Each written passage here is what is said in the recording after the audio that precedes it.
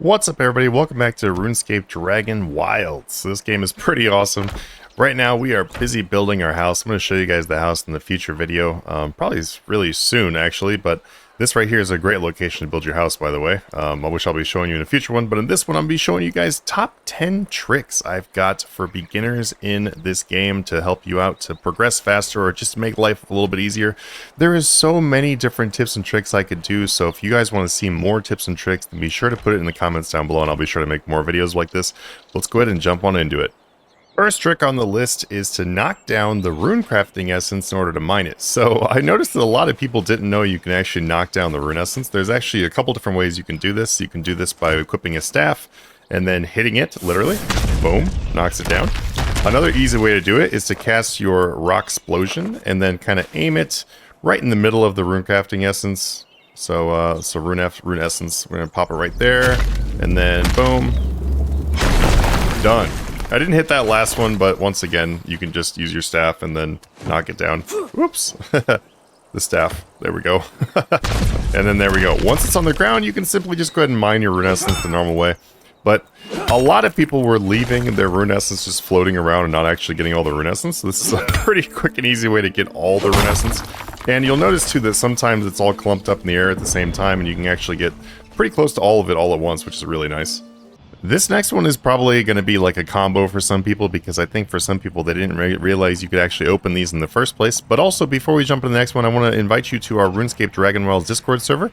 We have a bunch of tips and tricks we're posting in there too, and videos, so you guys can feel free to use it. You can find it in the description down below, so go ahead and join there and play with us.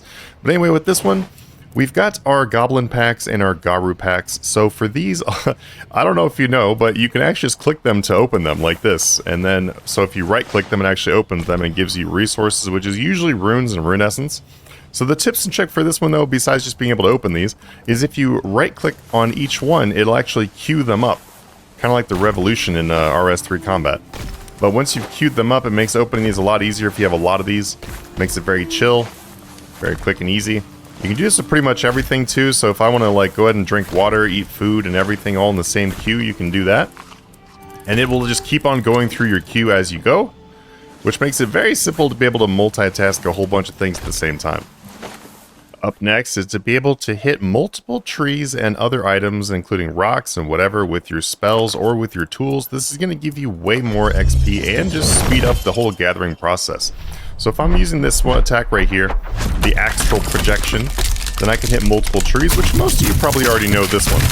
But this one right here is a little bit different here. So if we have like these logs stacked up, for example, rather than casting Splinter on a single log, if you have these locked up, which you can also make it so if one of them is rolling away, then you can just stand in front of it and it'll stop rolling away.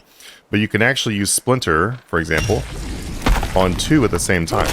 They have to be basically touching each other though, because this doesn't always work if it's like, you know, they're kind of next to each other. Like this right here, you're not going to be able to get this because they're not close enough. And this also takes a bit of practice too, because you can't move these normally like you can move like a smaller log or something. You can't move them much, so you have to kind of plan it out when you're chopping trees or whatever to make them fall in the right place. When it comes to just like general XP grinding though, or just trying to speed up your progress, as you see we have these stone boulders. Now, obviously, we can use Rock Explosion and hit every single one of them, but if I want to be using my normal pickaxe and be able to hit multiple at the same time, you just want to line it up like this, and then now I'm actually hitting two at the same time, which makes gathering these stone a lot faster. There's many areas where you're going to be able to hit multiple things at the same time, and whenever you're able to do that, you should definitely do that because it's going to speed everything up. Our next one is going to avoid a lot of pain and suffering for you. So as you see, a warband is attacking our house, and my wife has run out of the house immediately. This is what you want to do when a warband attacks your base. You want to either be not at your base, or you want to be outside of your base. If you go inside of your base, they'll be able to destroy your buildings, which is really not good, really not fun. Also, warbands do typically come in two different waves. So if you're being attacked by a group of warband, and then you've cleared out the first wave, then you want to stay outside for a little bit and wait for the second wave to show up. Because that is, then they're going to hit you again. If you go back inside, they're actually going to destroy more of your house in the second wave, and that's really not ideal. And there we go, the second wave is coming.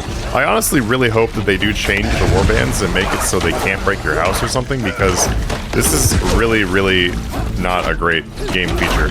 It's kind of cool, like, in theory, but the issue is, though, is they can cause such significant damage to your house if you're stuck in your house building or something, that it makes it so, honestly, really, really demotivating.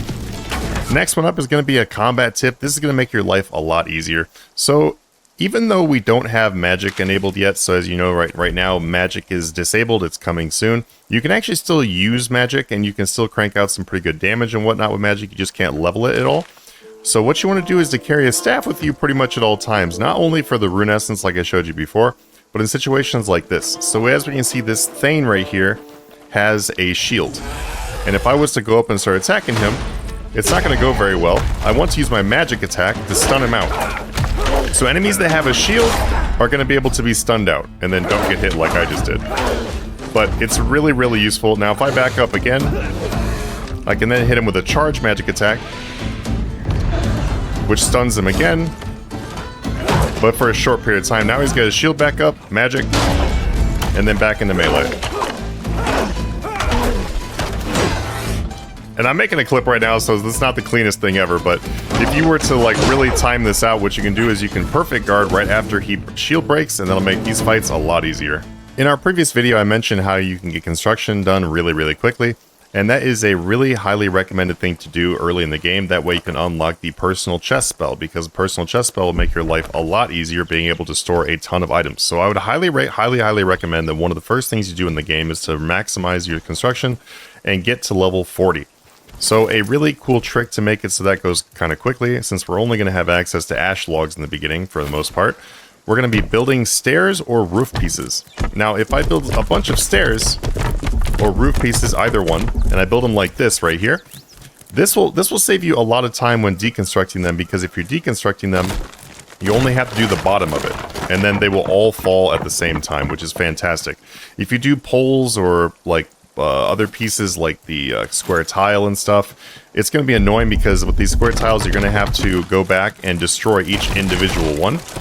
So if you're doing a whole bunch of stairs or roofs or stuff like that, then it'll make it so they all fall down when you're done with it, and then you can easily just collect the logs and continue training. So I've kind of already mentioned one of our other tips and tricks in the previous one, and that was that we really want to get level 40 as fast as possible. And another reason why we want to do that is to be able to access our personal chest. Now, the personal chest is really useful for a few different things. It's really great for when you activate it, you can gather a whole bunch of logs or whatever else you're gathering and then throw them in here to bring them back home without worrying about your carry weight.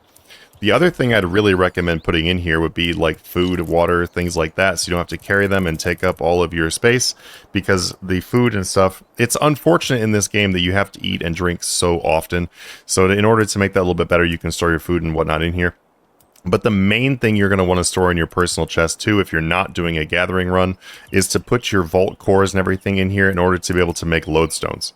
So that way that, if you notice, you'll see the vault cores weigh a massive 50 each, which is insane. And then also the rune essence is very heavy, and the stone also adds up quite a bit.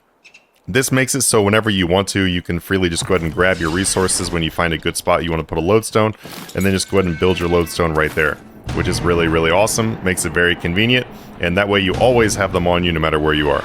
You're going to notice that while you're playing Dragonwilds, it might take you a little bit of time to be able to get your account to max XP, or not, well, I guess not max XP, but max levels.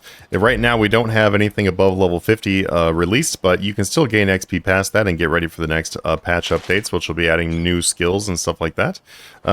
So if you want to, rather than just sitting and grinding stuff as you go, you can just actually just do some spell casting while you're wandering around. So like right here, I can just go ahead and cast this rock explosion. And as you see, I just racked up a pretty good amount of mining XP and rune crafting XP, which is pretty sweet. While I'm wandering through the forest, I can cast my astral projection. And then I can splinter right afterwards. This is really nice if you're in an area where you've already cut down a bunch of trees, by the way. But then I can just go ahead and cast this.